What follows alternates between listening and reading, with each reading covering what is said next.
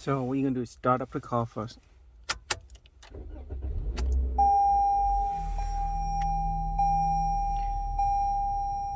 And then you can use this pad here to reset the battery light. First you can do is you push back, and after that you go to this area and you just move it into, you want to go to right here, you push down into vehicle setting,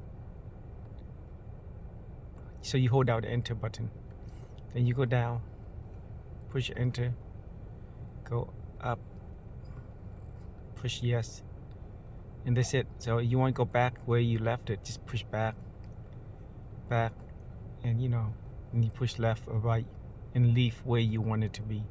I'll leave it here, and that's it.